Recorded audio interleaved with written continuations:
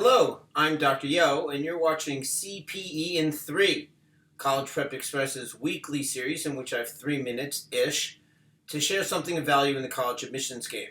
And today, I hope you'll find this valuable because I'm going to be talking about what is arguably, and you'd win the argument, the single most important word in the whole game. And the word is...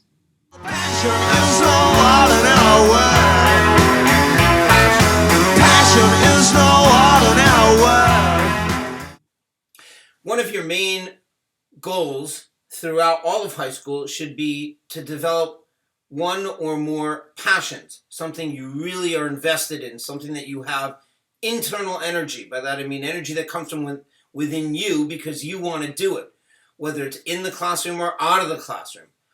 There are two reasons for this. First, you'll have a better life.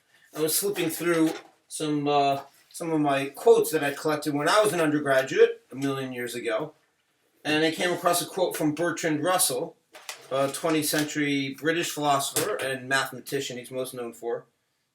And he was talking about, imagine two individuals. They're alike in every manner except one likes strawberries and one doesn't. And he says, to the man who likes strawberries, they are good. To the man who dislikes them, they are not. But the man who likes them has a pleasure which the other does not have. To that extent, his life is more enjoyable, and he is better adapted to the world in which both must live. You might be thinking, strawberries, wait, what? What does that have to do with passions and getting into college, dude? Well, this. If you develop passions, whether they're academic, like a passion for French literature, or solving integrals, or doing labs in chemistry, or outside the classroom, whether it's on the athletic field, or in the theater, or as a musician in the jazz band, doesn't matter. As long as you find some activities that you really care about, that you like, you will be better adapted to the world in which you have to live. Now, specifically with regard to your college admissions game, admissions committees are looking for passion. That's literally what they're looking for, and that's why I said at the outset, it's the most important word in the game. They don't really care what you're passionate about, they care that you're passionate. You want a sure formula for not getting in anywhere in today's college admissions game? Do nothing. Don't be the kid who says, yeah, I don't really have any intellectual interest. I don't really do any clubs at school. I don't have any hobbies outside of school.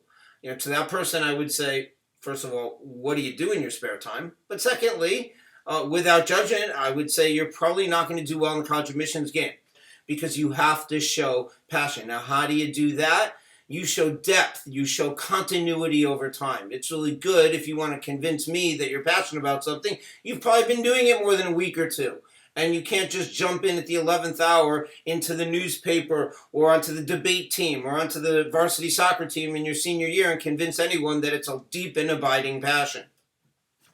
In closing, I'd like to refer to another philosopher, this time a German philosopher from the 18th century, Immanuel Kant, who talked about, he has a wonderful image of a dove floating freely through the air. But the dove isn't floating freely through the air. It's the resistance of the wind that gives its wings flight.